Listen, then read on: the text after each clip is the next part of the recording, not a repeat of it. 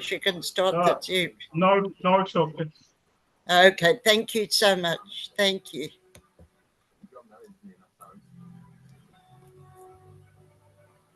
Wonderful. Okay, the YouTube's been set up.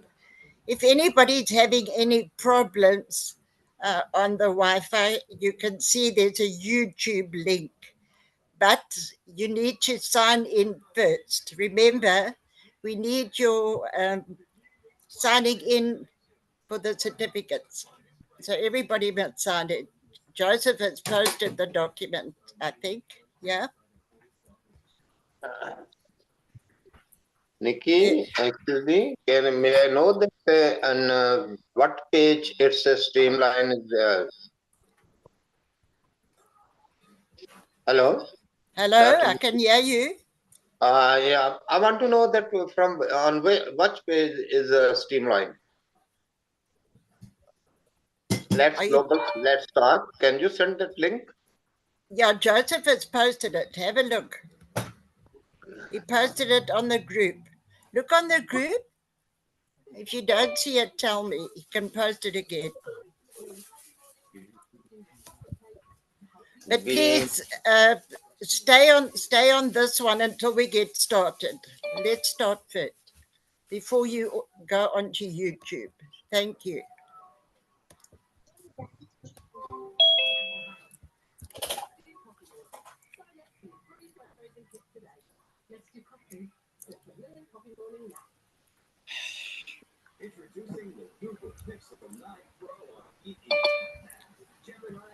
We're just waiting. Oh, there's Dr. Shaminaz. Wonderful.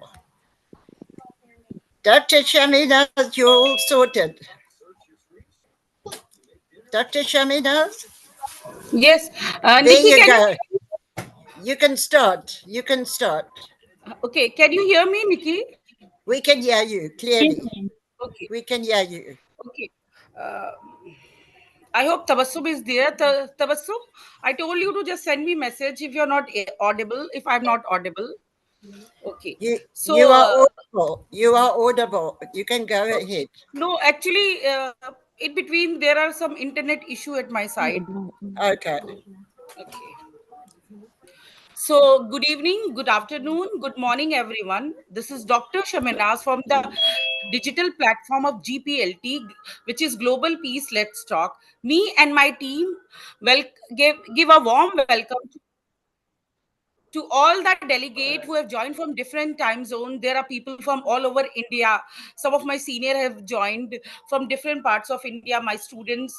And there are delegates from Europe, participants from Europe, Africa, US, Canada, and different parts of world, like many European countries also. So this is certificate course in gender studies, as we already had one session on last week, previous Saturday, and this today we are having a second session of uh, gender studies course. So I, Dr. Shaminaz, is the coordinator of this certificate course, and we have a team which comprises of co-coordinator Dr. Shaista Masih and uh, different. There are many speakers who will be presenting on different topic. So the topic of we have many people from joining, and we have people who uh, uh, are also human rights activists. So basically, GPLT, which is Global Peace Let's Talk, is trying to enhance peace and humanities around the world. So for this, we are organizing many courses. Like before this, we had a non-violent certificate course in non-violence, and today and now we are having a certificate course in gender studies. So today we will be having 4 speakers from different countries. We have Professor Nilima Singh from Prayagraj, Uttar Pradesh, India. Then we have Franska from Italy, representing Europe. And we have Rosalind. She is basically from African country but residing in UK. She will be presenting her paper on Cameroon. And we have Joseph Akinola. So these speakers will be talking about gender and violence. As we know, violence is not limited to one gender. Uh, Violence, no doubt, women are facing more violence since the dawn of this century, but there are also men who are facing violence, whether it is domestic violence or other violence. So for this purpose, we have our uh, Professor Nilima Singh, who will be presenting about gender and violence in India. So let me introduce her first. Professor Nilima Singh is the convener, Department of Political Science, Rajarshi Tandon Mahila Mahavidyalaya. She has been selected by UPHESC and joined Rajarshi Tandon in 1996. She has authored one book and 7 edited and co-edited books, 15 paper in journal, and more than 30 papers in proceeding and chapter in book. More than 50 paper presented in national and international seminar. She has organized 5 UGC sponsored national seminar, 2 national and international webinar during COVID lockdown, 12 national online quiz on COVID awareness, Gandhi Ji, yoga and constitution, etc. She holds various administrative position like CPIO of the college, examination in charge, convener of political science department, coordinator PG courses, college officer AISHE, member NAC steering committee 2 times, member SSR committee 2 times, member other committee. She has also been conferred with many awards like Best Teacher College Management, Best Program Officer NSS by Allahabad University, 3 honor by VC Allahabad University for participating in NICS team leader and counselor of the month. She has been mental health counselor NSS, Allahabad University, and UNICEF. Presently, she is also giving counseling services to Women Helpline 1090 as counselor. Muskurayega India initiative of NSS, UP and UNICEF, and got appreciation certificate 2 times by Women and Child Security Organization and UNICEF Uttar Pradesh. A very dynamic personality, Dr. Nirmala, Professor Nilima Singh. You're most welcome. We as a team GPLT welcome you on our platform. Please, you may start. Nilima, ma'am, can you hear me? Yes. Thank I you, am. Namaskar. Good evening, good afternoon, and good morning. Thank you, Dr. Sheminas, for such a kind introduction. And thanks to GPLT for giving me this opportunity. And I will try to make this opportunity as informative as possible for the participants that have joined us today worldwide. Today, my presentation is gender-based violence in India. I have covered the data and facts in the context of India. So, can I share my PPT, Dr. Sheminas? Yes, ma'am, you are most welcome.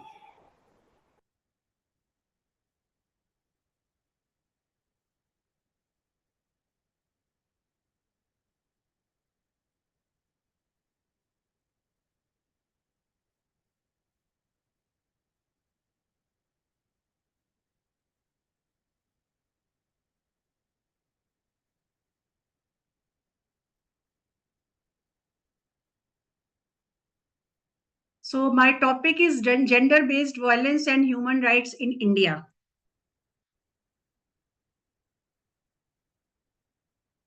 Next slide.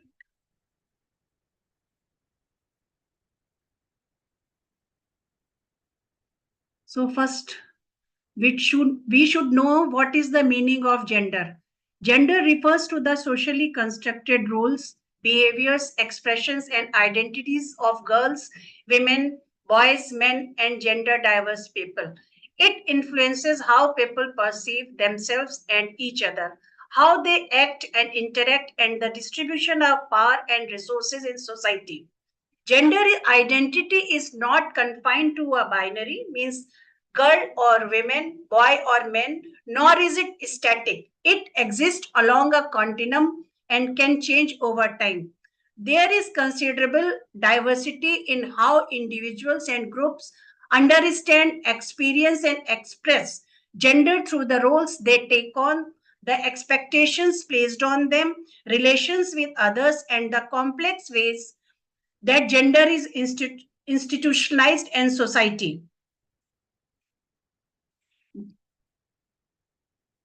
The definition of gender-based violence is a violence directed against a person because of that person's gender, or violence that affects person of a particular gender disproportionately. Violence against women is understood as a violation of human rights and a form of discrimination against women, and shall mean all acts of gender-based violence that result in or are likely to result in physical harm, sexual harm, psychological or economic harm, or suffering to women. It can include violence against women, domestic violence against women, men or children living in the same domestic unit. Although women and girls are main victims of gender-based violence, it also causes severe harm to families and communities. Forms of gender-based violence can take various types of violence: physical, which results in injuries, distress, and health problems, and even led to death in certain cases. Typical forms of physical violence are beating, strangling, pushing, and the use of weapons. In the European Union, 30% of women have experienced one or more acts of physical violence since the age of 15. Second form of gender-based violence is sexual. It includes unconsented sexual acts, attempts to obtain a sexual act, acts to traffic, or acts otherwise directed against a person's sexuality without the person's consent. It is estimated that 1 in 20 women, that result in 5%, has been raped in EU countries since the age of 15 years. Psychological violence includes psychologically abusive behavior such as controlling, coercion, economic violence, and blackmail. 43% of women in EU have experienced some form of psychological violence by an intimate partner. Victims of who can be victims of gender-based violence, that includes people with disabilities, gender-based violence in India against transgenders, gender-based violence against women, and gender-based violence against men. So men are also the victim of gender-based violence. When we consider the human rights, the human rights can be defined as the minimum equal and inalienable rights compulsorily obtainable by every human being for being a member of global human community, regardless of gender, ethnicity, language, race, religion, nationality, or any other ground.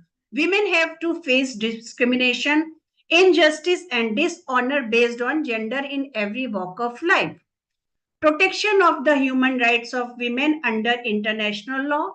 So United Nations equality believe in the equality between men and women has been among the most fundamental guarantees of human rights.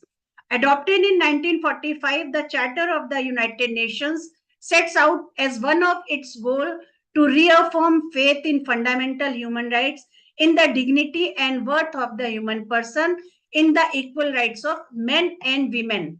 Furthermore, Article 1 of the Charter stipulates that one of the purposes of United Nations is to promote respect for human rights and fundamental freedoms without distinction as to race, sex, language, or religion. This prohibition of discrimination based on sex is repeated in its Article 13, mandate of the General Assembly, and 55, promotion of universal human rights. Universal Declaration of Human Rights in 1948 to proclaim the equal entitlement of women and men to the rights contained in it without distinction of any kind, such as sex. In drafting the declaration, there was considerable discussion about the use of the term all men rather than a gender neutral term. The declaration was eventually adopted using the term all human beings and everyone in order to leave no doubt that the Universal Declaration was intended for everyone, men and women alike. Other securities of fundamental rights or human rights are Vienna Declaration and Program of Action under United Nations, the Common Commission on the Status of Women, Women Rights to an Adequate Standard of Living, and Millennium Development Goals. When we talk about rights of women in India, there are so many provisions in Indian Constitution who secure the rights and dignity of women in India. The provisions under the Indian Constitutions are right to equality under Article 14 of Indian Constitution, right against discrimination, right to equal opportunity in public employment, right to freedom of speech and expression, right to work, right to life and personal liberty, right against exploitation, right to livelihood, equal pay for equal work, just and human conditions of work and maternity leave, which are extended to the 6 months of maternity leave for every government employee women. Right of constitutional remedies. There are some remedies to protect women in India. There are various statutes for protection in which the Indian Penal Code, which are now amended, and new Indian laws are implemented. The Immoral Trafficking Prevention Act 1956, the Dowry Prohibition Act 1961. Dowry was very much in practice in India. Now it is restricted due to some laws and strict action against such offenders. The Indecent Representation of Women Prohibition Act 1986, the Commission of Sati Prevention Act 1987, Protection of Women from Domestic Violence Act 2005, which is very important to give rights to women who are victim of violence and any type of violence, economical, physical, verbal, and this act provides women to reside in their home, or magistrate and other rules and actions protect women for such domestic violence. The Sexual Harassment of Women at Workplace Prevention, Prohibition and Redressal Act 2013, the Prohibition of Child Marriage Act 2006, Maternity Benefit Act 1861, Indian Divorce Act 1969, Equal Remuneration Act 1976, Medical Termination of Pregnancy Act 1971, or National Commission for Women Act 1990. In India, there is National Women Commission, and every state has State Women Commission who protects the rights of women and victims to save their lives, their livelihood, and their rights.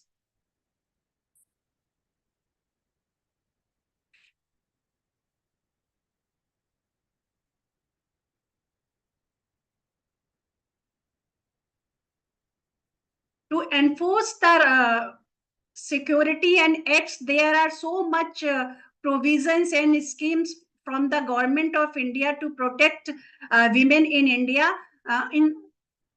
From such schemes, there are some, for example, setting up of helplines for women in distress under the Swadhar scheme, support services to victims of violence through schemes such as short stay homes and Swadhar, under which shelter maintenance, counseling, capacity building, occupational training, medical aid, and other services are provided to women or victims.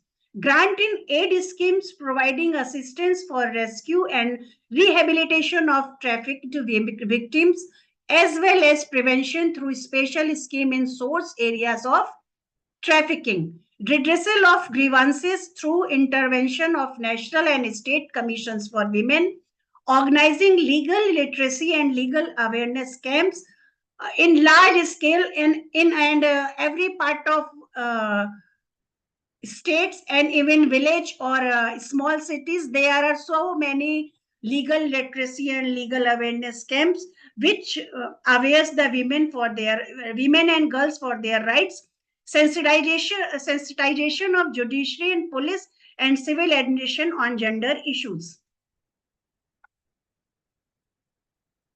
There are some other provisions to save the women in such our economic empowerment of women through the programs of Rashtriya Mahila Kosh, Swashakti Project, Swayam Siddha Project, Swavlamban Program, or support to training and employment program, which is called in short STEP. Review of the laws with the views of to remove provisions which may be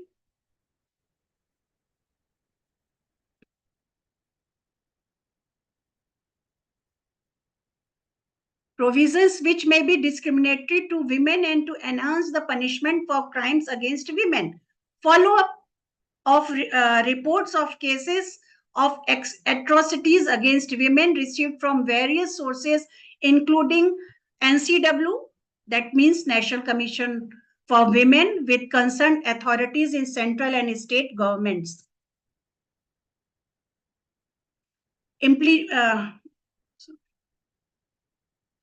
Types of violence against women we discussed earlier. Now I can summarize: domestic violence, wife beating, battering syndrome, trafficking in women, femicide, honor killing, which are in practice not in India, in other countries also, cyber crime or online violence. In this technological time, we are living in such a technological world where cyber crime and online violence are also reported. Female genital mutilation and acid attacks, child marriage, sex-based harassment, female genital mutilation, forced marriage, online violence, which is repeated here. So here are some data. As per the data, total of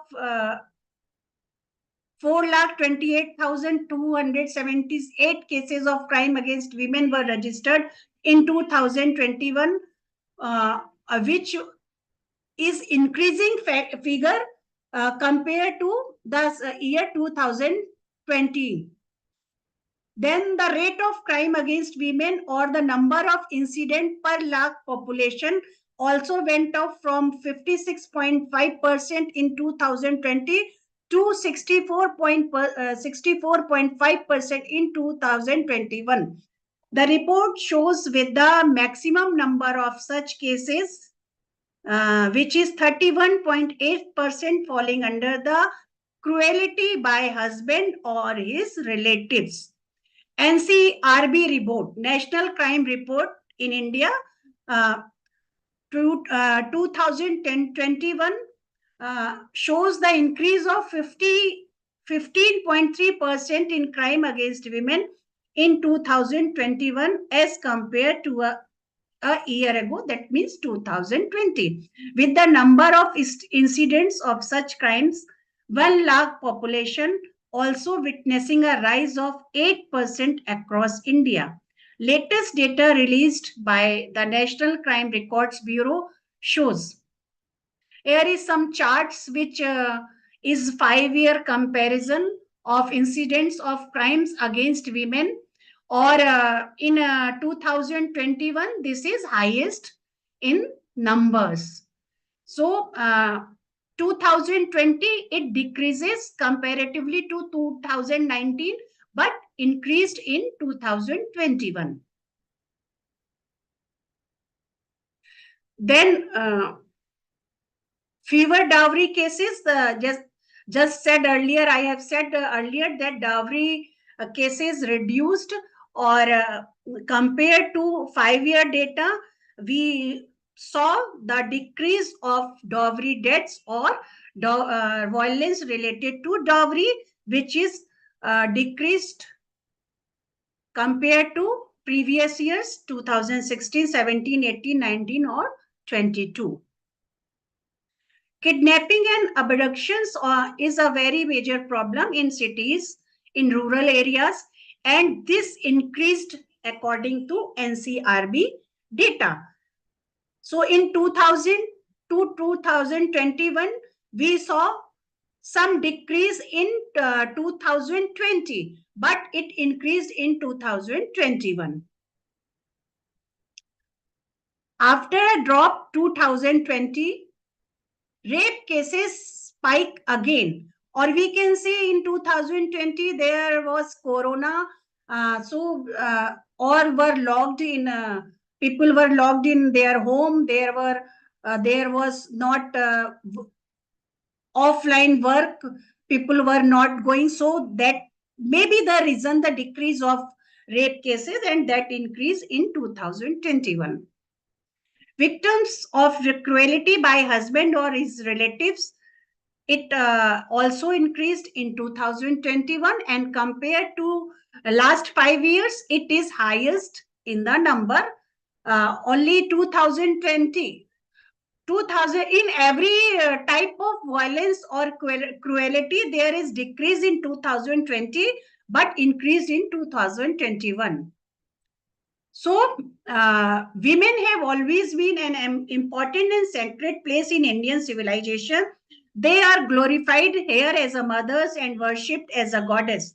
They are considered to be the most vulnerable group in India, but in the past centuries, they have to endure violence in several broad categories, some of them being rape, domestic violence, sexual harassment, female foeticide, and their safety and security are at stake. Each and every day, every single woman is facing such heinous offenses in neighborhood, public transport, public places, workplace, etc. But now it is high time to break the silence and to provide respect which they deserve, and provide them a discrimination-free environment without abuses and torture.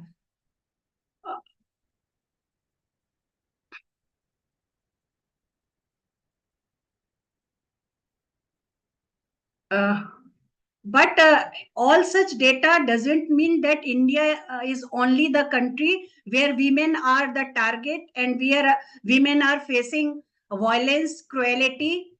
There are other countries, even the developed countries and small countries, there are violence against women.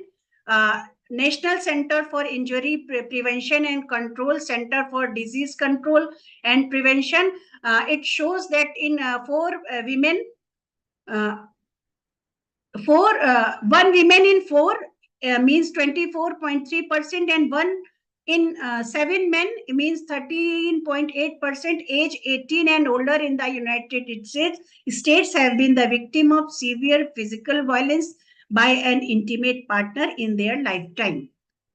India ranked among the top worst countries for political violence targeting women in 2022, but Mexico tops its list with 537 such events, followed by Brazil 327 cases, while India ranked 7th on this list with 125 events targeting women for every 10,000 women, specifically for political violence. So all data and records doesn't mean that only in India women are the sufferers or women are the victim. Other countries also have some violence.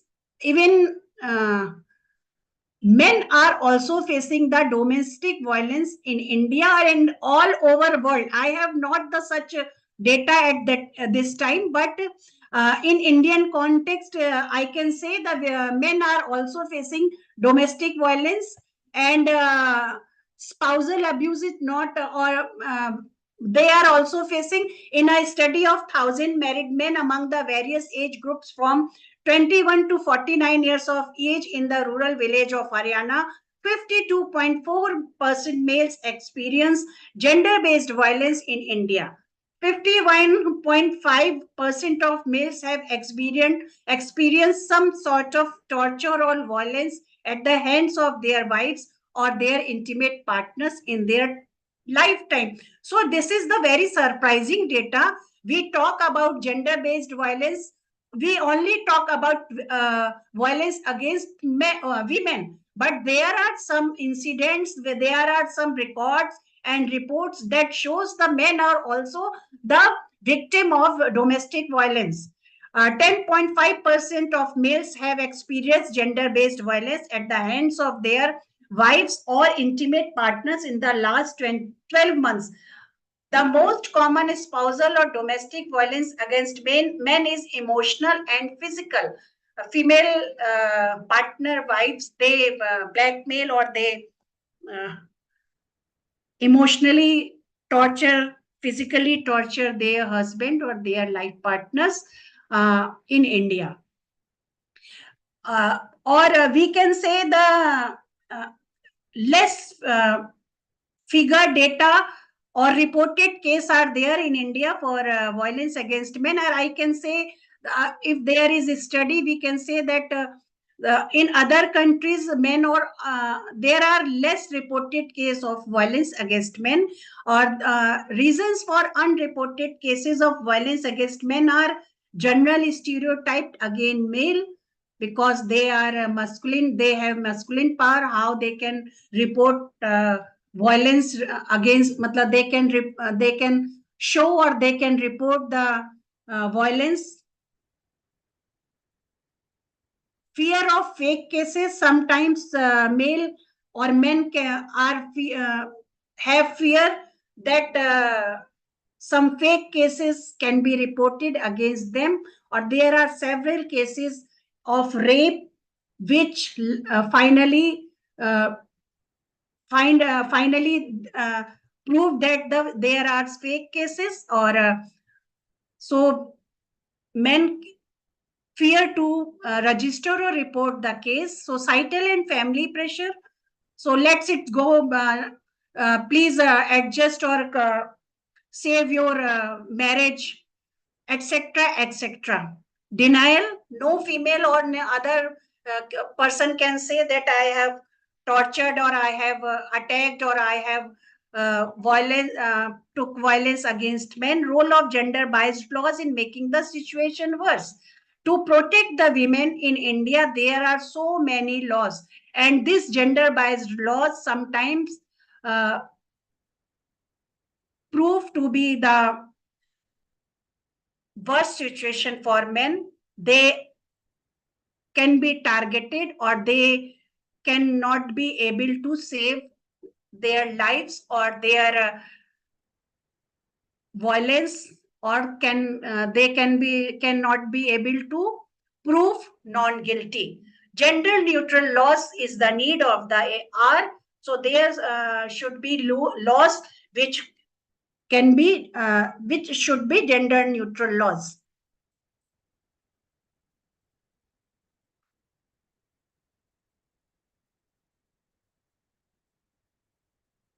So in the last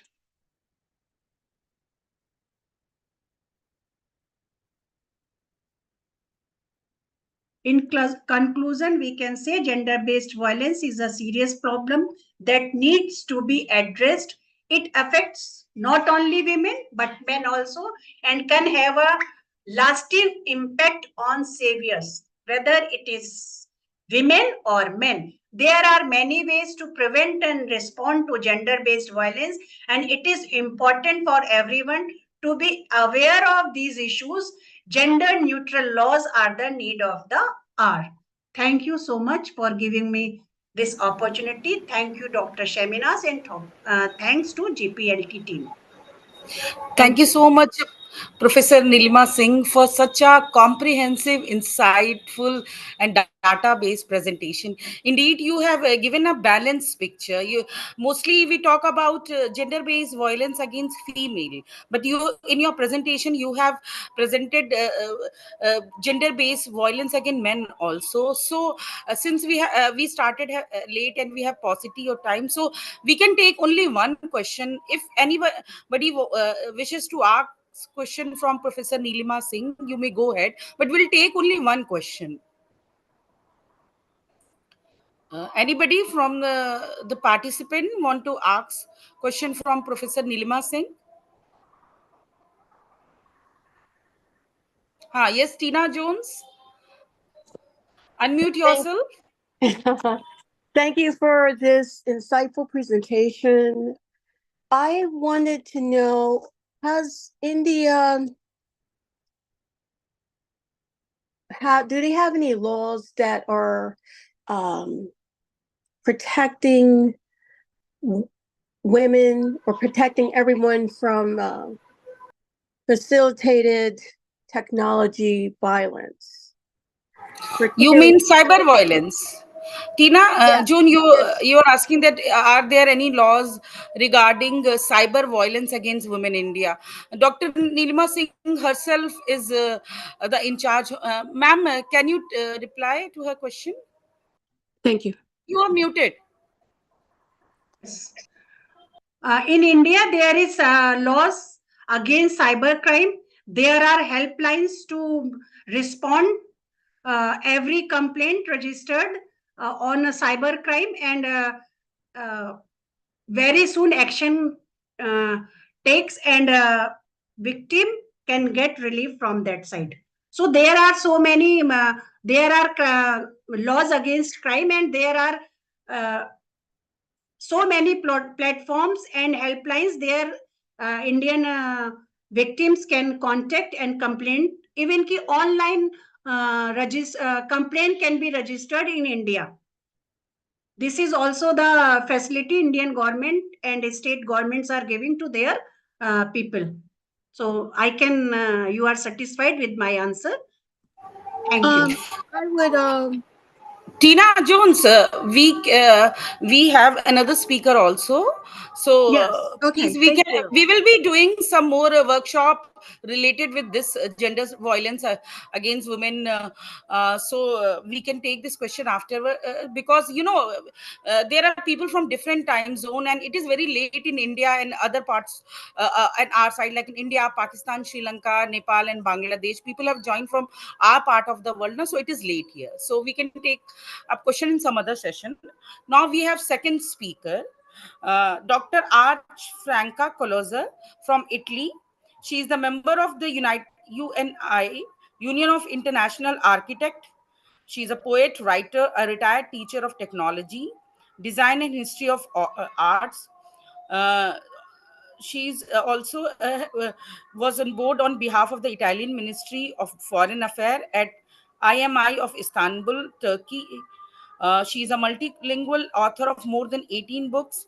She is a freelancer, blogger of the United Nations SDGs, former UN ECOSOC member, director GGAF Italy, peace ambassador on behalf of several NGOs in India, Pakistan, Nigeria, WIP executive representative of chapter of Italy and the United Kingdom, on the board of director of GPLT, Global Peace Let's Talk in UK, and she is also heading the climate and sustainability project. She is the founder of N3 Group, one on Facebook, WIM, one on LinkedIn, and she is the executive director of the International Association RNM3 Renaissance Millennium 3, founded and chaired by Professor George Onse.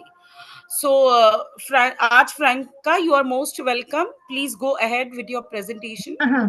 Thank you for inviting me. Greetings from Italy. Good evening, good morning, good afternoon. It depends where are you. Anyway, can I share my PPT? PowerPoint. Yes, sure. Allora I share my screen. Is it okay? Aspetta. Eccomi qua. Condividi.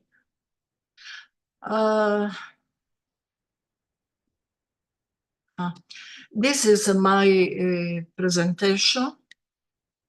Dunque, I can read my speech. Gender studies. Today we speak a lot, perhaps too much, about equal opportunities. But without men, really, I read because it's a long PPT and so I can annoy people. So I read, but without men really taking it into serious consideration, it seems more like a facade effect because it is fashionable than a real leap in quality. In an era so troubled by the post-pandemic crisis with the unprecedented economic implications, the problem of women and the world seems to be getting worse and worse. Education of children, female employment, gender violence, discrimination in the world of work, etc., seem increasingly difficult to achieve. What tools? Excuse me, the slides aren't moving. Excuse me, the slides aren't moving. Franska, your slides aren't moving. Yes, you are right. Aspetta.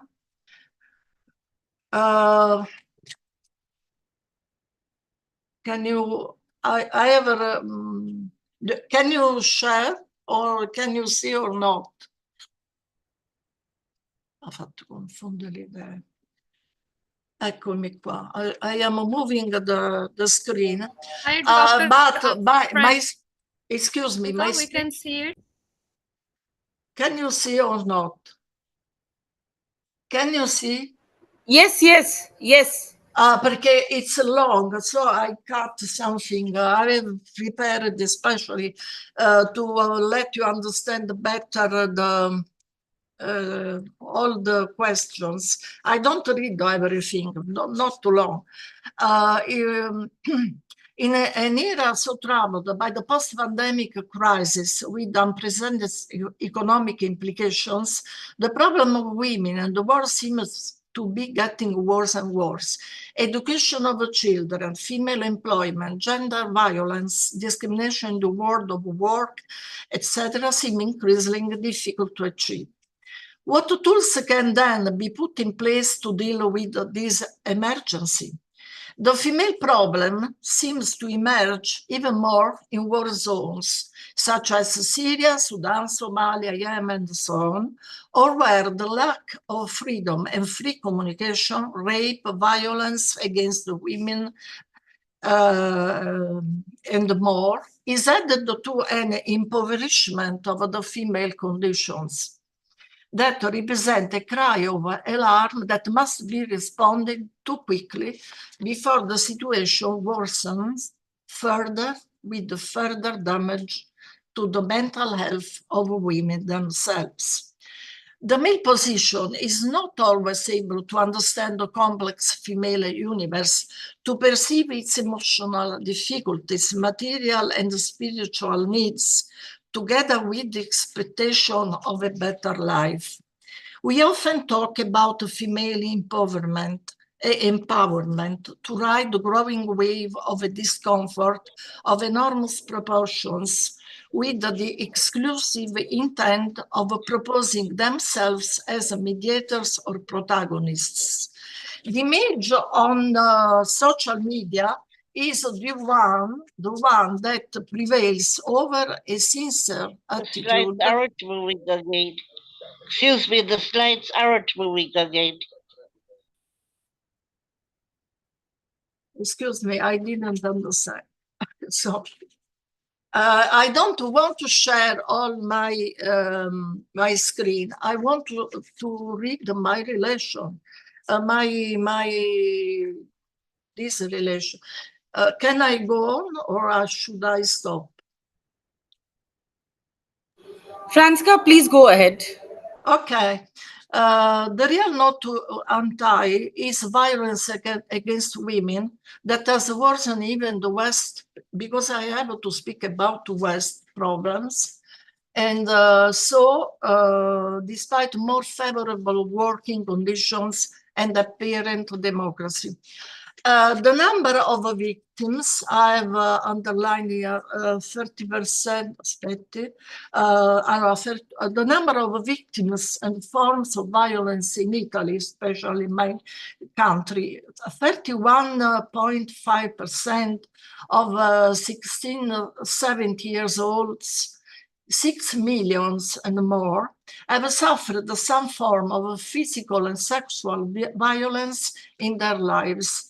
20.2%, 4,353,000 have suffered physical violence, 21% sexual violence, 5.4% the most serious forms of sexual violence, such as rape and attempted rape.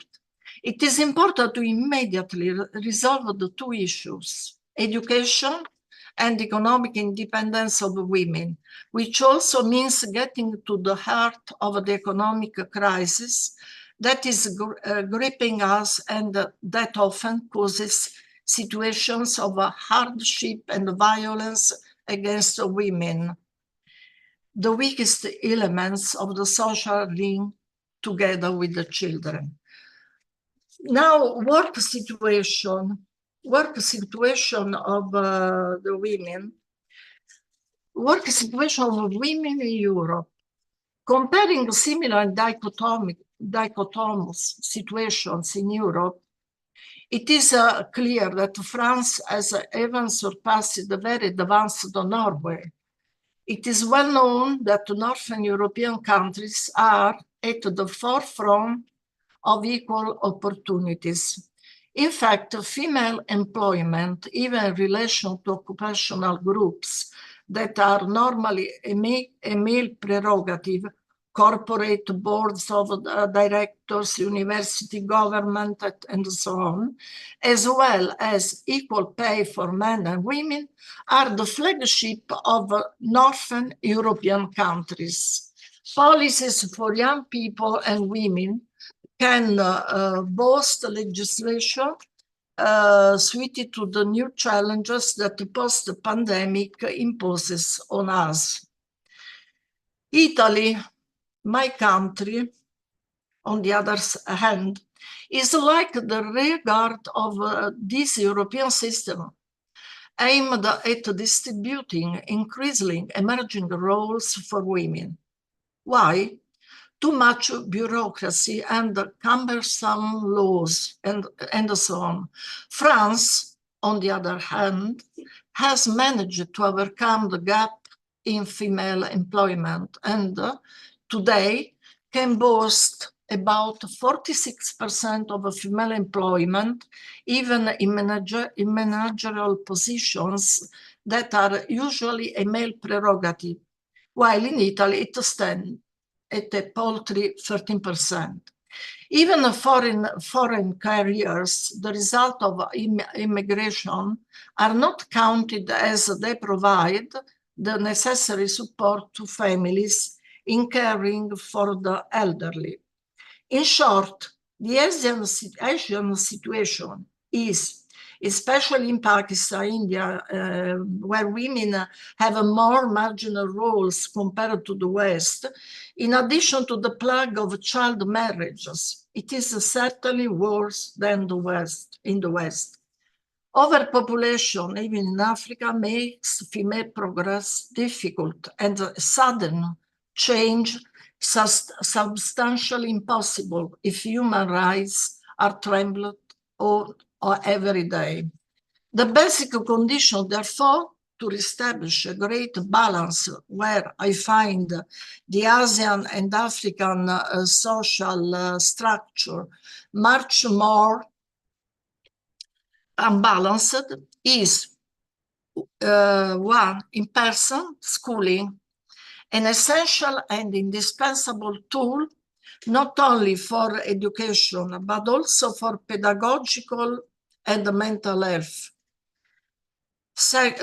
Two, gender equality, without which we go now here.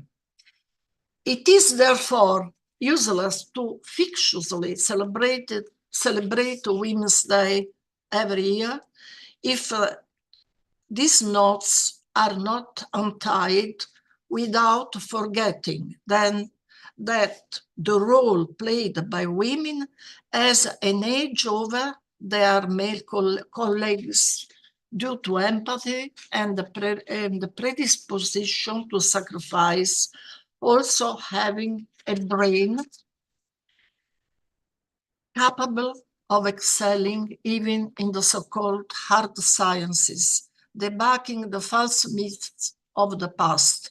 We therefore hope that not only in the West, but especially in Asia and Africa, we will wake up from this long sleep in which we have tried to ignore the women's issue, thus worsening human and social growth and indirectly increasing the onset of gender violence. In the meantime, global conflicts have increased disproportionately, as have the persecution of ethnic and religious minorities and the educational gap, with the consequent unstoppable growth of poverty in the world. Will we be able to get out of the tunnel in which cultural stratifications have segregated us and find a point of convergence between the male and the female universes? This will be the post-pandemic challenge at the beginning of the third millennium in the name of sustainability and the SDG objectives set by the UN. But above all, this will be the challenge to achieve peace. The primary reason for violence is also the economic crisis that plays a fundamental role between partners. Growing poverty, transport problems in the school sectors where the distance learning had taken the place of in-person learning, with the well-known consequences of progressive illiteracy, especially for families without technology, not to mention the increasing mental and social discomfort. All these reasons are a strong deterrent to a supportive recovery of the world we live in. If we do not operate according to a sustainable economy, a long-term economy, the future will be dark, with a consequent surge in violence against women. I am concluding. The Western case, to conclude, although serious, especially in Italy, for the reasons I will mention, represent the other side of the coin, that in the East is even more virulent, even if women often tend not to talk about it and to hide household chores, being more subservient to male power. In Italy, in particular, it is a phenomenon that has its roots in the peasant traditions of the beginning of the last century, of the poverty that led many men to immigrate to the Americas between the two great world wars. But in this case, the Italian situation with Greece and Turkey, one of the most serious in Europe, has its origins in the role played by mothers who favor male children from birth, immediately establishing male and female roles within the family as well as in society. If mothers lean towards male children, what prospect could we ever expect for an improvement? In Italy, almost a woman is killed every day. And the most banal reason is emotional. The pain that the husband or partner feels in being left by his woman. The banality of the pretext of a frightening infantilism has its roots in a bad relationship with the opposite sex. The inability to communicate, understand different roles is rooted in an incorrect relationship with the mother who has induced in the male child, even unintentionally, narcissism and dominating ambitions typical of social roles of machismo. There is no point in making speeches if we don't start changing the perspective within the family and the social structure, even when choosing a husband for our daughters, something that has totally gone out of fashion here. Personally, I have 2 daughters and I have never imposed the choice of a husband on them, nor would they have allowed me to. Furthermore, let me say a few words on the role that religion, operating a collective brainwashing, plays in this sick context. If men and women are shaped from an early age towards a form of gender discrimination, how can we think of changing the world? We should be very strong internally and cleanse ourselves of the erroneous limiting beliefs that have shaped the society, not allowing a balanced growth free from discriminatory behavior. I conclude my brief speech here by inviting you to read what is written on academia, where I write, and on social media, my numerous books on ecological topics, on desertification, on water, on the soul, and so on. If the world population is struggling for pure and simple survival, how can we cleanse ourselves of limiting beliefs when material needs are pressing? I close with this question that is the key to understanding all the problems that afflict the world. Should we, especially as Westerns, start giving up many benefits and every form of consumerism to try to balance the imbalance that afflict the third world? The plague of violence against women has different origins, from the emotional to the economic. Let us women, therefore, start trying to alleviate our offspring in a way that is different from the past and without inequality between the 2 genders. This is the first fundamental step dictated by common sense and education. We always blame men, but by whom were and are these men raised? Exactly by women. There would be a lot to say, too much, especially on female consumerism, which I have already discussed in a previous speech. Saving the world depends above all on us women, turning it upside down to restore the balance, since we have immense power, that of giving birth to the men and the women of the future. I will finish. Sorry, it's a long speech, not a brief one. But I couldn't share all this because also this, the child brothers is another plug about the continent, the African continent, the wonderful continent of Africa, wonderful, and so on. I have finished my speech and I conclude. Thank you for inviting me. I hope it was insightful. I don't know. I expressed only my ideas, sincerely, my own ideas, because I think women are very important to change the world. This is my idea. Okay. Francesca Grazie. In Italian, we say grazie for thank you. Your presentation was indeed very informative. Now the session is open for discussion. We will be taking one question, so anybody from the participant can ask question, or even the speaker also.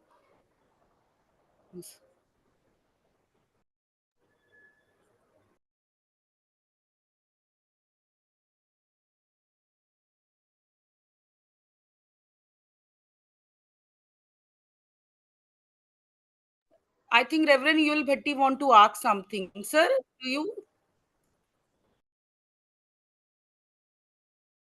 Bhatti sir, you are muted.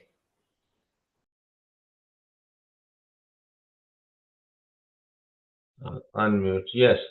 Overall, I'm seeing that all the data and presentation is excellent. But in some part of the world, these genders, in some United Nations also, there are so many laws, so many in the country's laws. But it's not, those are law only on the paper. But these are the not, studied very well and not implemented. So this is my actually concern. So I know that the presentation, whatever that what these speakers they present is a worthwhile. So sometime I decided that that's what's going on. This is my personal opinion. So it's all okay. We are learning a lot of things, and that all speakers are very good, very capable. So thank you so much.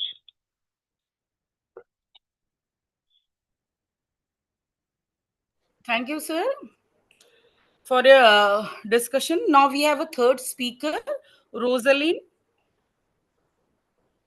Rosalind, are you there? Rosalind Uba, are you there? Yes, I'm here. Okay, let me introduce her. First, Rosalind Uba is a peace building, peace journalist, and community development specialist, national and international consultant in strategic communication, corporate crisis management, peace building, public relation, and gender right issues. She is a trainer of peace journalism, conflict transformation, do not harm, and digital literacy rights. She is GPLT, that is Global Peace, Let's Talk Global PR Executive, Head IEP Ambassador, Rotary Peace Fellow. So, Rose, you are most welcome on your on the digital platform of GPLT. You may proceed. Thank you very much, Dr. Shimanes, and thank you everyone, especially to the co-directors of this course, and not forgetting our own mother of GPLT, Dr. Nikki Pina. I'm here to speak to us on gender and violence, and it has to do with an examination of gender-based violence with case study in Cameroon with a special focus on the 8-year-old Anglophone crisis that is actually deepening in terms of violence. I'm sure persons like Vincent Chia, who is part of the participants today, would definitely understand what I'm talking about in terms of the Cameroonian setup. And before we go into what happens in Cameroon, I would like to first of all note that gender-based violence is, of course. Rosa, yes. Can I share your PPT? Yes, can I please. share your PPT? Yes, Okay. please. I'm Thank so you. sorry, I forgot. sorry. All right, I'll just give some seconds, and then when you share, I can proceed. Beautiful. All right. If we can go to the second slide. Just a second. Just a second. All right. I hope you can see the PPT now. Yeah, I can see that. If you can actually make it good, that's fine. So like I said, thank you so much, Dr. Shimanes. I was already continuing with the presentation, forgetting that I have the PowerPoint to do. So we're talking about gender and violence, an examination of gender-based violence in Cameroon with a focus on the Anglophone crisis. So let's proceed to the next slide. And as we move on, you definitely see the map of Cameroon, and we find different regions. And in Cameroon, it is worth noting that we have 2 English-speaking regions, and then, of course, 8 French-speaking regions. And before I move on, I'm sure that we may have already heard a lot about gender-based violence. And of course, if we can move to the next slide, which I gave some introductions to it, we'll discover that gender-based violence is actually violence that is directed towards individuals based on their physical, sexual, as well as psychological and economic personalities. And of course, I would go further to say that physical violence, of course, if you have actually witnessed some, you will discover that it involves hitting somebody, slapping somebody, or any form of physical harm. And it actually affects individuals, mostly in intimate relationships. And of course, it encompasses sometimes rape when it comes to women, sexual assault, coerced sexual activities, and forced prostitution. And this type of violence often involves significant trauma and long-term psychological effects. And if we go further, when it comes to the economic part of it, you will discover that there is the denial of access to financial resources, especially when it comes to women.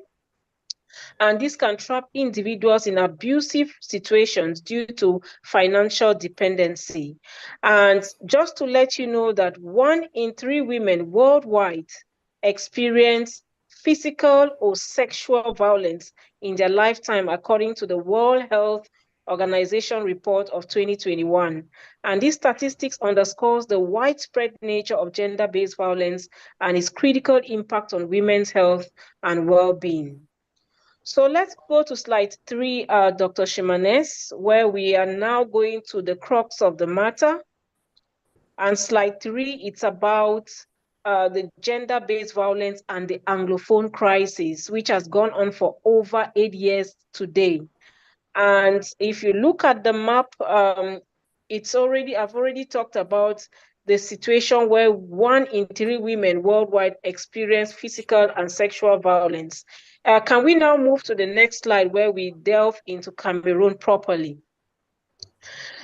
And if we look at the Anglophone crisis, it has exacerbated gender-based violence due to the breakdown of law and order, widespread displacement, and increased militarization. I will come to us to tell us what this Anglophone crisis is all about, especially for those of us who have never heard about it. And this conflict has created an environment where violence against women and girls is both rampant and, of course, deeply entrenched. And in conflict zones like Cameroon's Anglophone regions, women and girls face heightened risk, including sexual violence, which has actually caused the increase of rape, sexual exploitation by both the armed groups and government forces who are the warring parties of this crisis in Cameroon.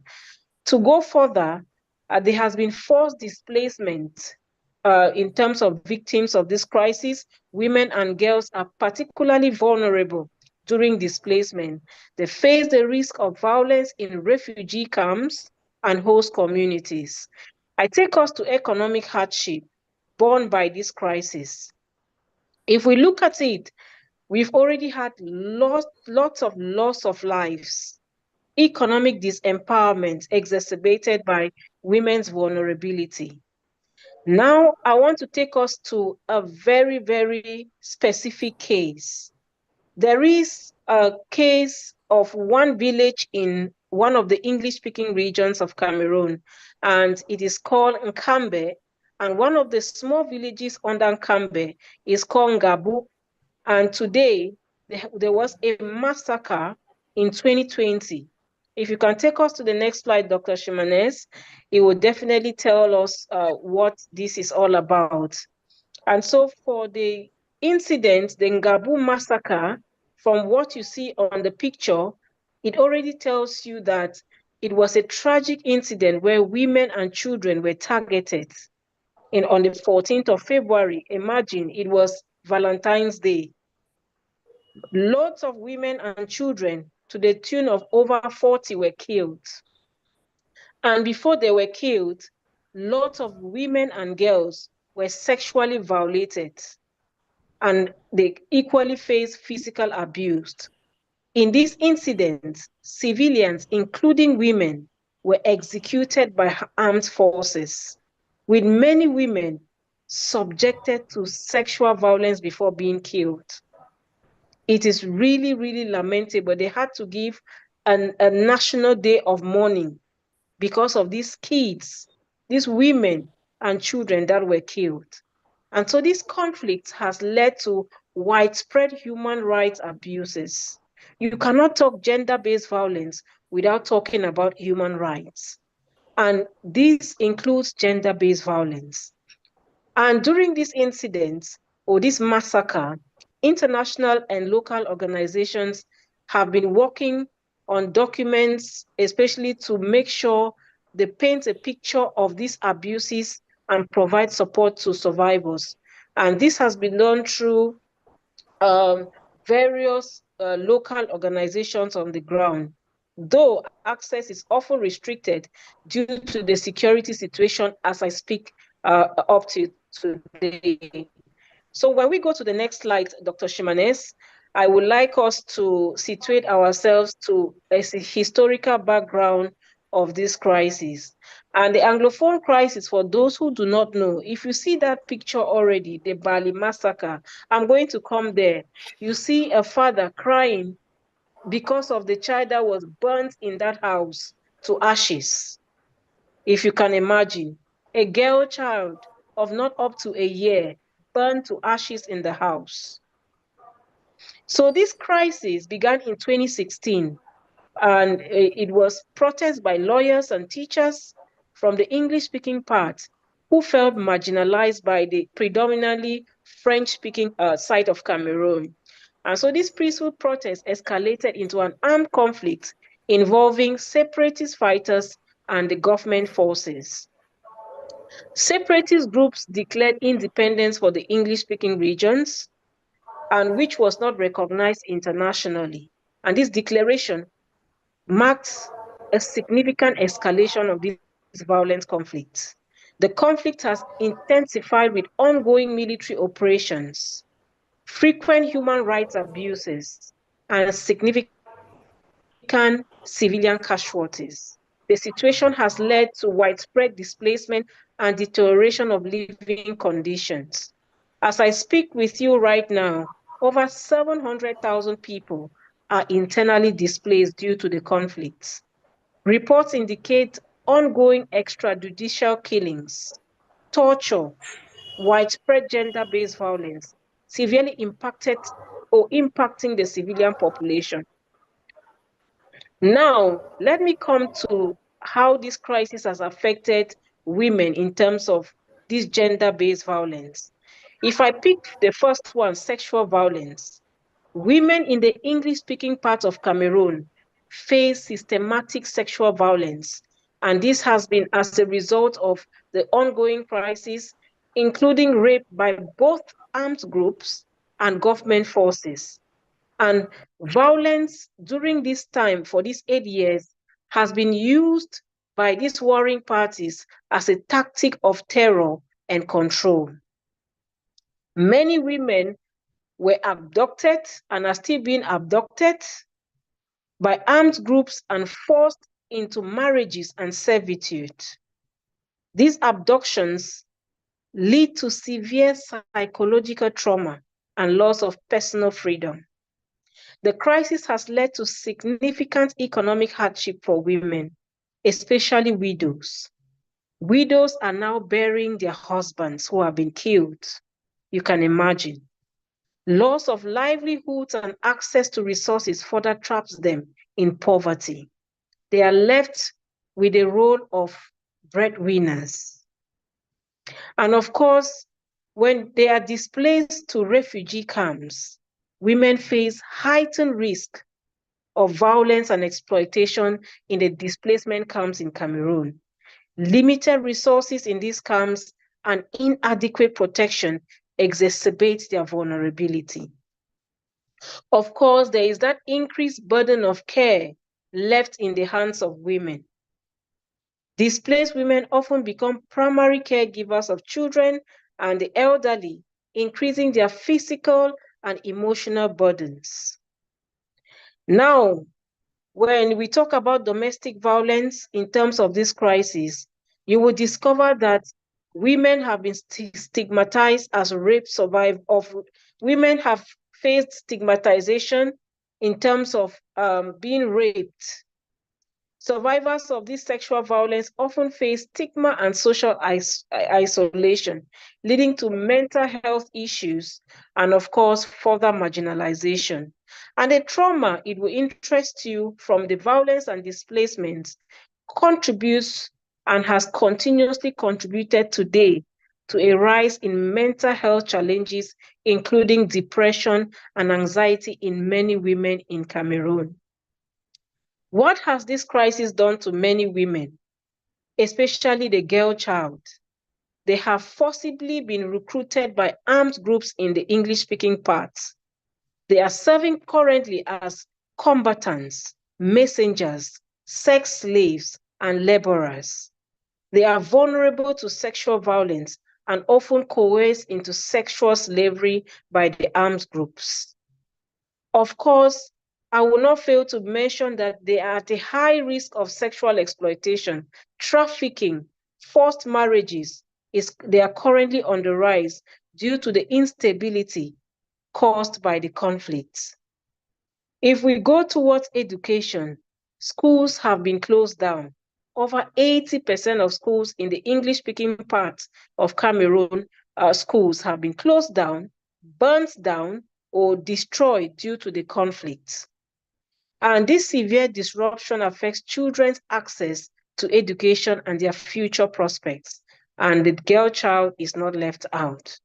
And the crisis hampers the children's educational opportunities and mental health, affecting their future potential and the stability of their communities.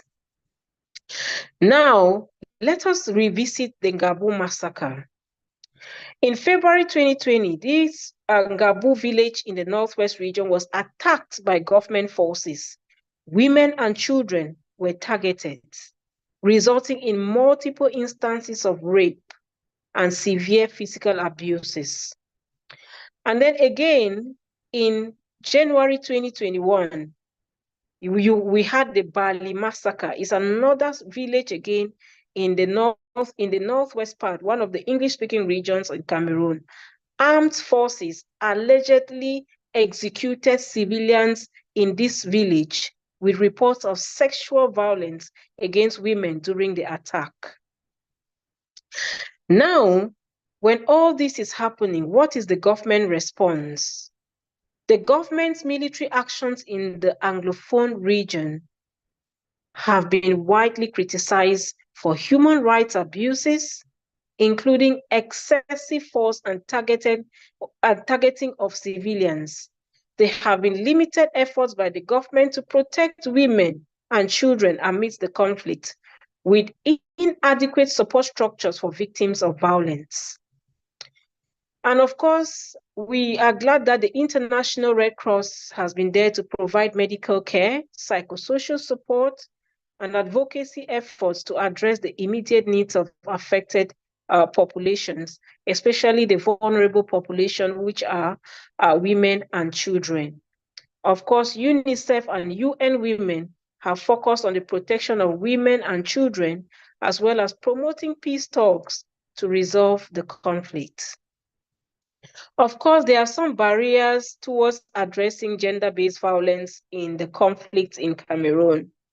And of course, there has been deep-rooted gender norms and patriarchal attitudes contributing to the underreporting of gender-based violence. Victims often face societal pressure to remain silent. Survivors of gender-based violence are often stigmatized, leading to social isolation and reluctance to seek help. This stigma exacerbates their suffering and hinders access to support services. Now, I come here with some recommendations. I'm getting close to the end. And the first recommendation is this. Maybe Dr. Shimanes, if you can just go to the section where we have the recommendations. The first one I will recommend is policy recommendations, which of course should be geared towards strengthening GBV laws and enforcement. And this has to do with enhancing legal frameworks to address gender-based violence in Cameroon and elsewhere, including stricter laws and more robust enforcement mechanisms to hold perpetrators accountable. Also, it is very imperative that we ensure that gender perspectives are central to peace building and conflict resolution processes to address the specific needs of women and children affected by conflict. Of course, we will not lose sight of the role of international bodies. And we are talking here about the United Nations, the African Union, and other international bodies. We need them to advocate for greater involvement and support from international organizations, such as these bodies I've just mentioned, so that they can be able, especially women, children, are able to be provided with humanitarian aid, and of course, monitor their human rights so that it is protected in the event of violent conflicts. And of course, we need to constantly, in terms of our Cameroonian setup, maybe it can be your own setup where you find yourself, we need to pressure the Cameroonian government and all other governments who are involved in this dilemma to uphold human rights. And this has to do with applying diplomatic and international pressure on the governments like Cameroon to adhere to human rights standards and take concrete actions to protect vulnerable populations like women and children. And of course, we need to provide funding and resources to local women's rights organizations and other CSOs, like civil society organizations, that offer essential services and advocacy at the community level. And of course, another issue is that we need to enhance economic empowerment programs for survivors like women and the girl child. We need to develop programs to economically empower survivors of GBV, including vocational training and, of course, financial assistance to help them rebuild their own lives. And another thing is that we need to make sure that we try to, at each point, make sure gender-based violence, we recognize that it exacerbates conflicts, first of all, and it's also a severe consequence of the ongoing conflict in Cameroon. We need to recognize that, because sometimes when you don't acknowledge that this is happening, you cannot be able to provide solution to that particular concern. So it disrupts communities. Gender-based violence definitely disrupts communities and perpetuates cycles of suffering and instability.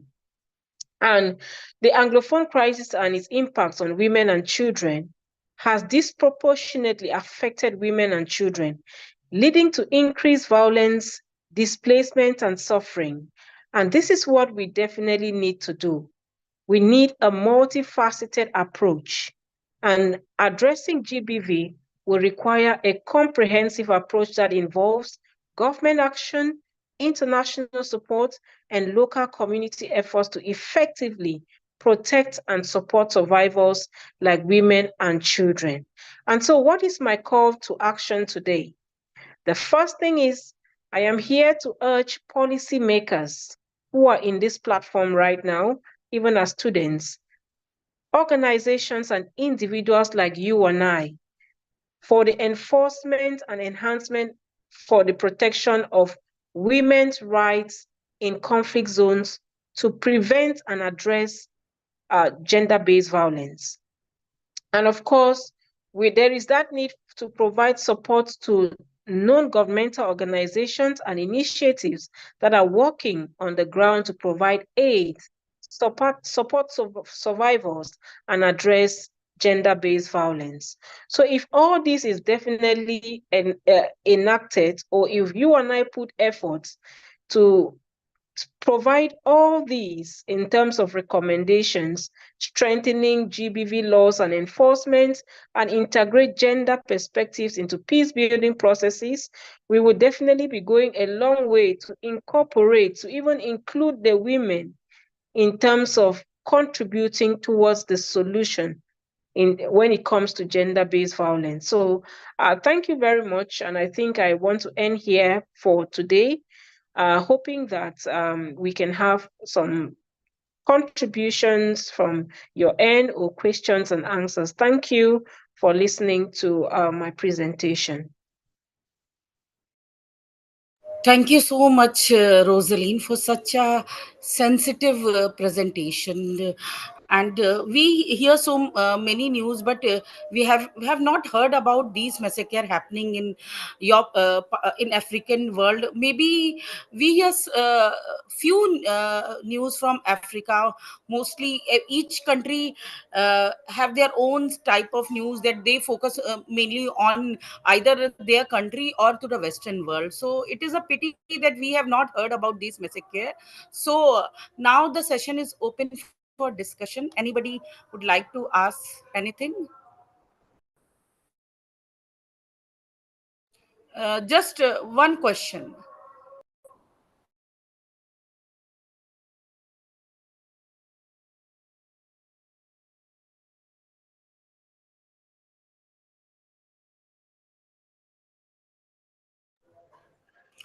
I think nobody want to ask anything because your topic. I think I have seen one question. Yes, yes. I've seen one question in the chat box, like, are there any specific examples of initiatives or programs that have been successful in addressing the gender-based violence in the Anglophone region? Thank you very much, Ambo Vanessa. One thing that has actually been done in Cameroon is for the first time, the All-Women Peace Convention has come together to actually carry out a simulation activity of the ongoing crisis in Cameroon. And in the simulation, they actually prepared the site where women have actually been faced with gender-based violence.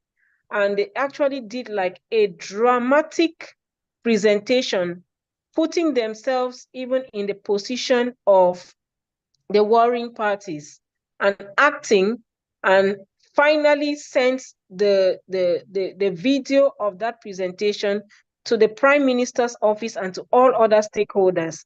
And this particular simulation shook the entire nation. And the warring parties could see the role they have been playing so far in actually causing pain and suffering in the lives of victims of the crisis, touching around women and children. In the simulation, we even, as women peace builders in Cameroon, we did a simulation to show how armed forces were raping young girls and women. We showed even simulation exercises of how women were burying their children, burying their husbands. And we also showed incidents of how women are in those refugee camps cooking for the separatist fighters and even acting as sex slaves, so that these warring parties can sit back and watch the pain and suffering they cause on women and children. So this has actually caused a turning point to making the warring parties to have a rethink of the action on the population. So this has been working as one of the successful initiatives that has been done by the All Women Peace Convention in Cameroon. Thank you. Thank you so much, Rosalind. And now we have the last speaker, and that is Joseph. Joseph, are you there?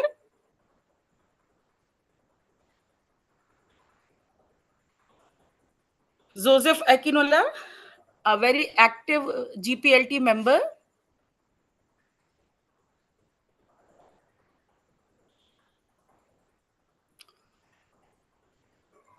Let me introduce Joseph first.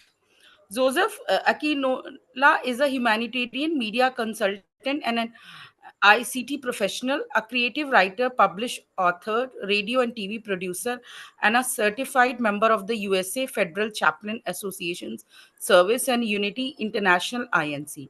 As a youth counselor, he enjoys flocking around youth with a vision of assisting them achieve peak result in their endeavor.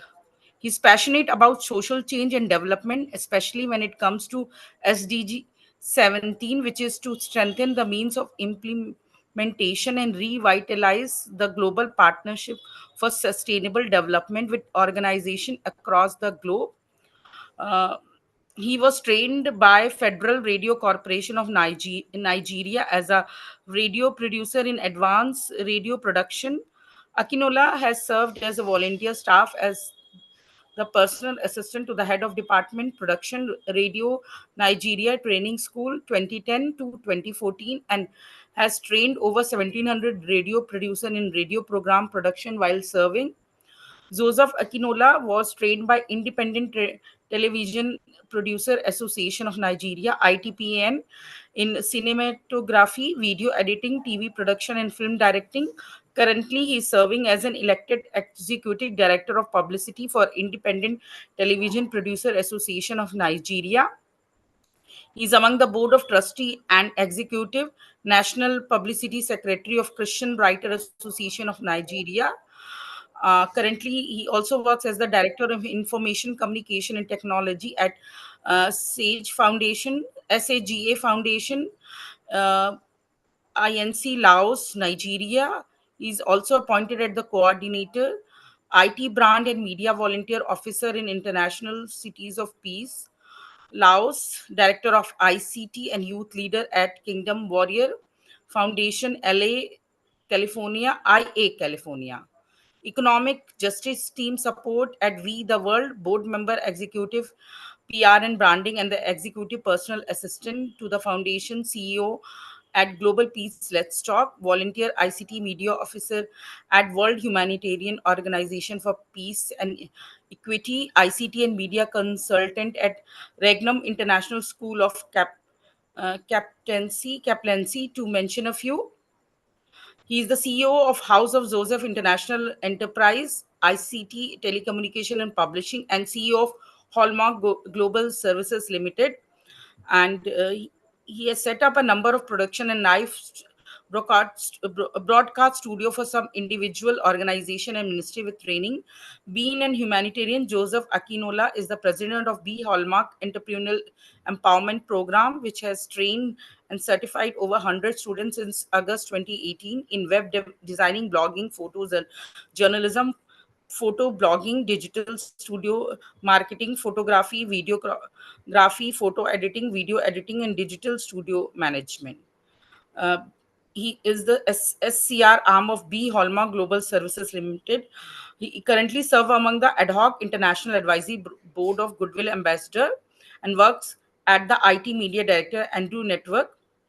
So, such a wonderful personality. Joseph, are you there? Please go ahead with your presentation.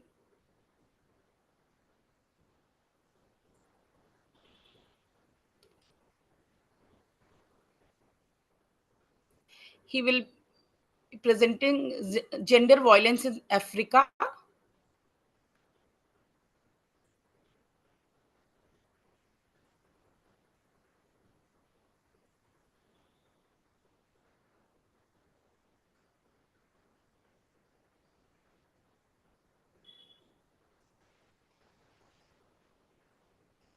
Joseph, please unmute yourself.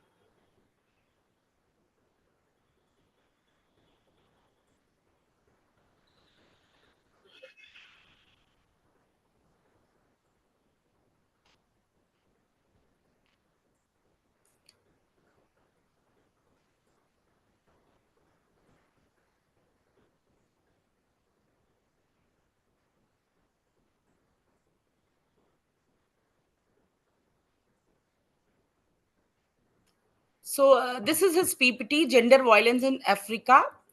Uh, Gender violence, also known as gender-based violence, GBV, refers to the harmful act directed at individual based on their gender. It includes physical, sexual, emotional, and psychological abuse. In Africa, uh, GBV is a critical issue that affects millions of women, men, and children. This brief course will cover the type of gender violence it causes, effect, and potential solutions specifically to the African context. So, type of gender violence. First is domestic violence. Domestic violence include physical and emotional abuse between intimate partner or family member. In Africa, traditional gender role often exaggerate domestic violence, with women frequently at the receiving end. Sexual violence. Sexual violence encompasses rape, sexual assault, and harassment in conflict zone across Africa. Sexual violence is used as a weapon of war. In peacetime, it remains prevalent in school, workplaces, and communities. Female genital mutilation, which is FGM. FGM involved the partial or total removal of external female genitalia for non-medical reason. It is a harmful cultural practice prevalent in several African countries, violating girls and human rights. Then child marriage. Many young girls in Africa are forced into marriage before they turn 18. This form of violence deprives them of education, health, and autonomy, often resulting in early pregnancies and domestic abuse. Human trafficking. Africa is a source, transit, and destination region for human trafficking, especially for sexual exploitation, forced labor. Women and girls are particularly vulnerable to trafficking for prostitution and exploitation. Root causes of gender violence in Africa are cultural norms and patriarchy. Now, patriarchy is a problem in not only in Africa but in Asia or in the entire world. Many African societies are patriarchal, where traditional gender roles play men in dominant position, and women are often considered subservient. Means they are considered uh, marginalized individual in terms of males. They create an atmosphere where this create an atmosphere where the men's are on a higher pedestal and women the poor mean creature. Now, economic equality. Women in Africa often face economic marginalization, making them more dependent on men. This financial dependence increases vulnerability to violence. Now, the third is lack of education and awareness. Limited access to education for women and girls perpetuate gender inequality. Education about rights and empowerment is critical in reducing uh, violence against women.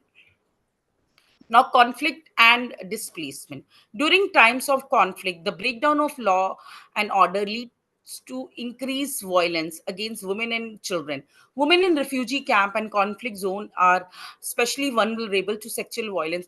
Actually, I believe that the root cause of all this problem is that all the African countries were uh, colonized by the European country to such an extent, and they have inflicted atrocity on them so much that still after the post-colonial period also they have not come out from the problem or the effect of colonization. Then weak legal framework. In many African countries, law against GBV are either insufficient, poorly enforced, or non victim friendly. Social stigma and a lack of support system prevent survivor from seeking justice. Uh, Now, effect of gender violence. Physical and mental health. Survivor of gender-based violence suffer from long-term physical injuries and mental health issues like depression, anxiety, and post-traumatic stress disorder, which is PTSD. Then economic impact. Gender violence often leads to lost productivity and reduced economic participation. Survivor may be unable to work due to physical injuries or mental health issues. Then education disruption. Child marriages and sexual violence in school cause girls to drop out, limiting their future opportunity and contribution to the cycle of poverty. Then in intergenerational consequence. Children exposed to violence may develop aggressive behavior, trauma, or become victims of perpetrators of violence themselves. Then solution and intervention. What we can provide. The first is legal reform and enforcement. Government need to strengthen and enforce law protecting women and children. This include harsher penalty for perpetrators and victim protection services. Then the second is education and empowerment. Community education and campaigns that challenge harmful gender norms are essential. Empowering women and girls through education and economic opportunity can help reduce violence. Healthcare and support services. Providing survivor with access to health services, psychological support, and shelter is crucial. Healthcare workers need training to handle gender based violence cases sensitively and confidentially. Then the fourth is community involvement. Engaging men and boys in conversation about gender equality can help change harmful cultural norms. Community leaders should be involved in promoting gender sensitive practices and rejecting violence. Now, fifth, collaboration with NGOs and international organizations. International and local NGOs plays a vital role in raising awareness, advocating for policy changes, and providing direct support to victims. Then conclusion. Violence in Africa is a complex issue rooted in deep social, economic, and cultural factor. However, with concerted effort from government, civil society, and communities, it is possible to create safer environment for women, girls, and vulnerable group. Change begin with awareness, education, and collective answer. So. These are some action, and this is a presentation by Joseph Akinulala, who had some technical issues. So I, on behalf of Joseph, have presented this. So now the session is open for discussion. We can discuss about the issue which has been highlighted by Joseph, because he has highlighted those issues which are general issues, not only limited to Africa, confined to Africa, but to entire world, especially to Asia. So if anybody wants to discuss something, the session is open for discussion. And we have some senior people from India in the group. We have some people from Uzbekistan. Anybody would like to discuss or say anything, can answer. We have Sunita ma'am from Bangalore, Farooq Afzal sir from Jammu, Noor Fatima from Allahabad, Prayagraj, and Ruchi Malviya ma'am from Prayagraj. Anybody would like to discuss anything or say anything?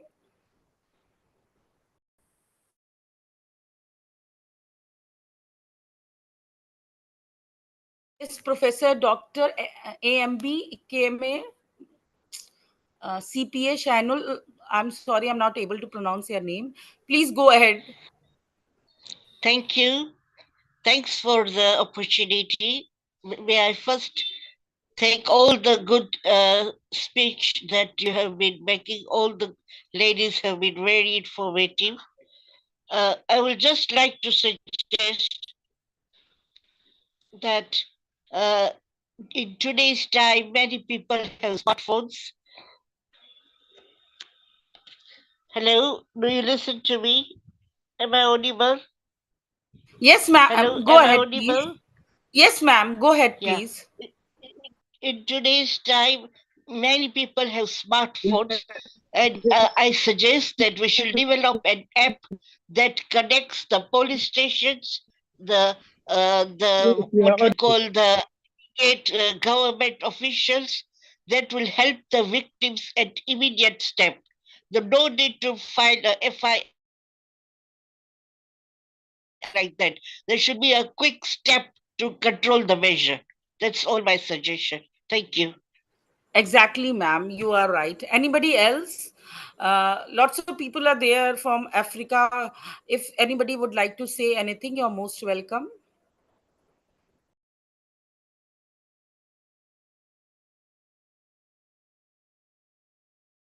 Dr. Shaista, would you like to say anything? Yes, thank you very much. This is Kalon from you for presenting. What I learned from this presentation is that it seems like issues of gender-based violence is generic across the globe. Hello? Other, please mute. Other, please mute. We have Hello? some noise in the background.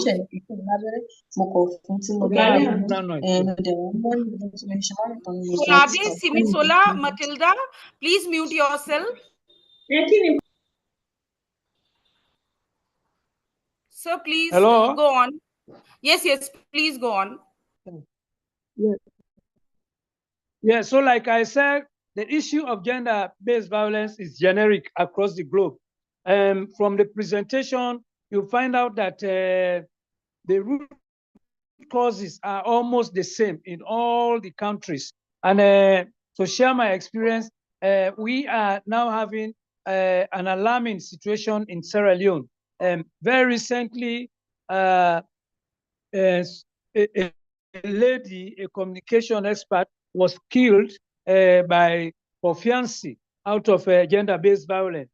And in one part of the country also, a police officer also assaulted her fiancé, and he has been already dismissed and now standing trials. He's being prosecuted.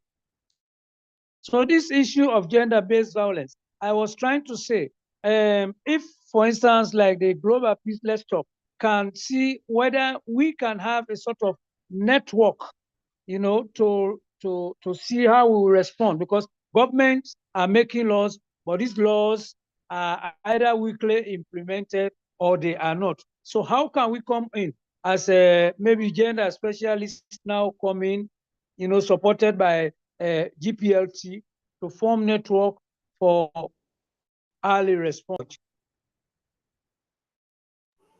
Thank you, sir. Dr. Shaista, would you like to say anything about the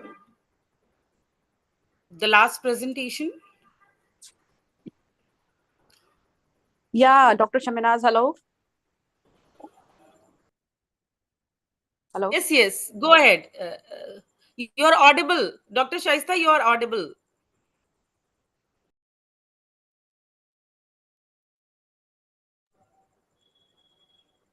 Dr. Shaista?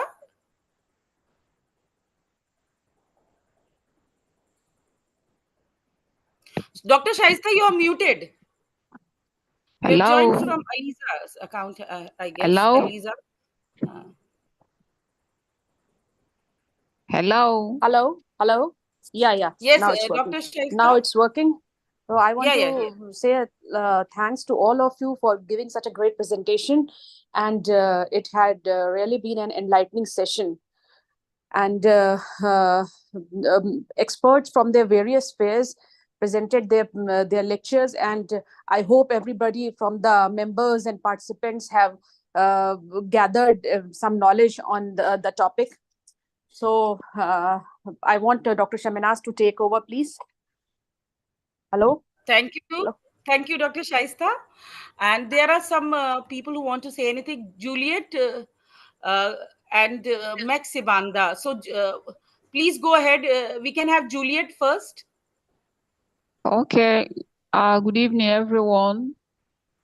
I would have loved to, if the last presenter, who is from my country, was his network was okay for him to really answer this. How do we really convince women, especially that face domestic violence, to speak up? We are really facing a lot of challenges, especially in my country, Nigeria, which the last presenter comes from. How do we really convince the women to speak up? Sometimes a lot of them die in silence.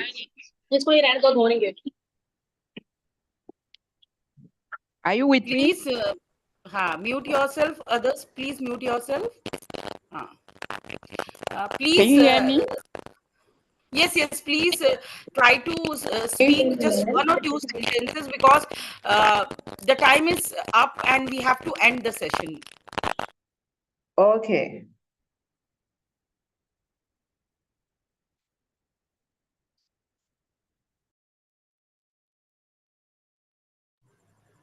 Please, Juliet, you want to say anything, please? Yeah, I wanted to say, how do we really convince a lot of women that face domestic violence to speak up? Thank you. Now we have another person, Mek Sibanda. Please, just one or two sentences, because it is late in our part of the world. Okay, thank you so much. I'm Mek Sibanda from Zimbabwe. Thanks for the opportunity. I'm a little worried about the current situation going on against women and the girls. What I would like to pose to the audience is, what about our traditional indigenous knowledge systems? How do they speak to these issues? And also, why are our governments silent on these pertinent issues, especially the horrible stories that we are getting, especially from Cameroon as a case study? Thank you.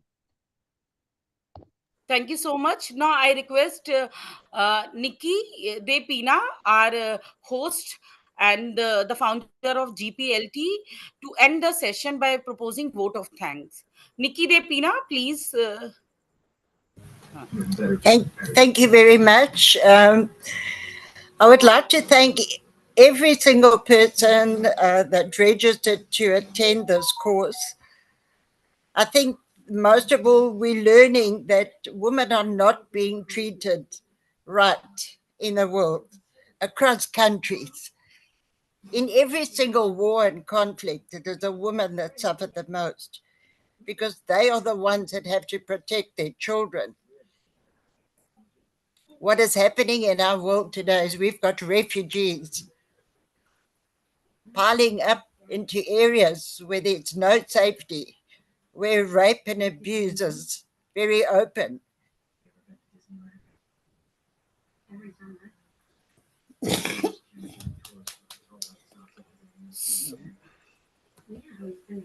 So thank you, everyone. People have... sorry, Dr. Shavana, sorry. I'm just very tearful at the moment. Please go ahead.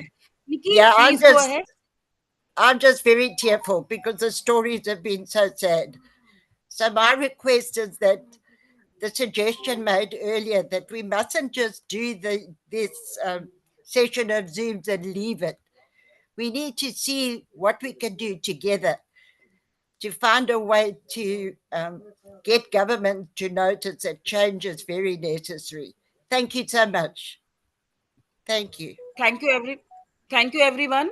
People have assembled today from different time zone, different parts of the world, from Asia, different countries of Asia, from Africa, Europe, and from US and Canada. Thank you. We at GPLT are committed to work for the establishment of peace and gender justice for humanity.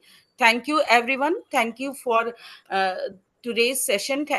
Thanks all the speakers. Thanks to all the participants who have presented and have been patient to be here for more than 2 hours. Thank you, everyone. Dr. Shamra, is it possible that ask all the participants if they can maximum be on the camera? Yes, we can end the recording and we can take the photograph. Please, Joseph or Norman, sir, whoever is doing the recording, please end it. All right. Thank you.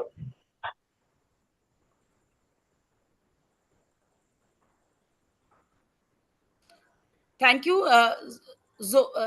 Norman, sir, are you doing the recording? Please end it. The session has ended.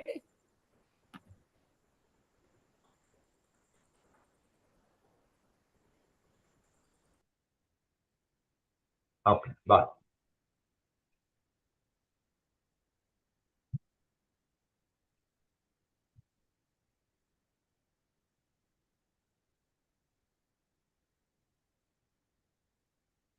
Hello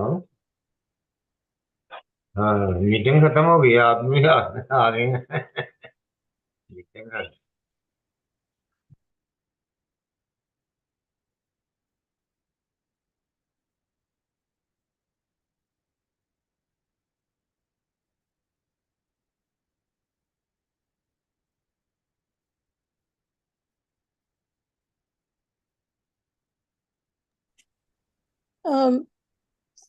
Hello. Hello. There was well, this was an exemplary presentation day. There was in the chat there was some links I guess for information, but it disappeared. Is it possible to get that information?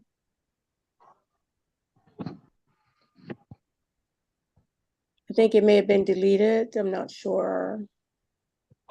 Oh, I'm not a leader. Actually, maybe the leaders are still also online.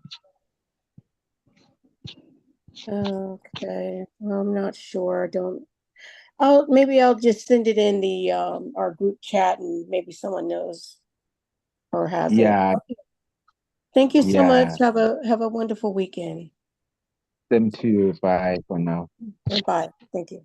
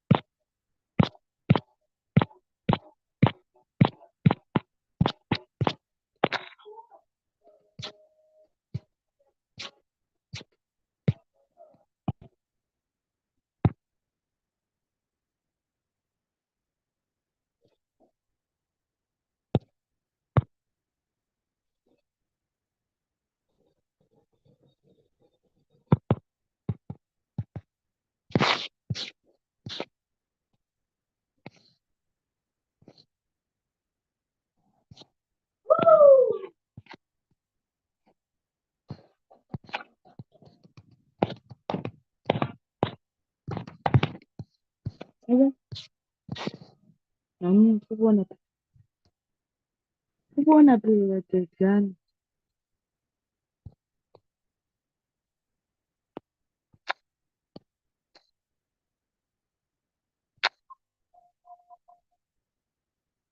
Libe khona ngazi.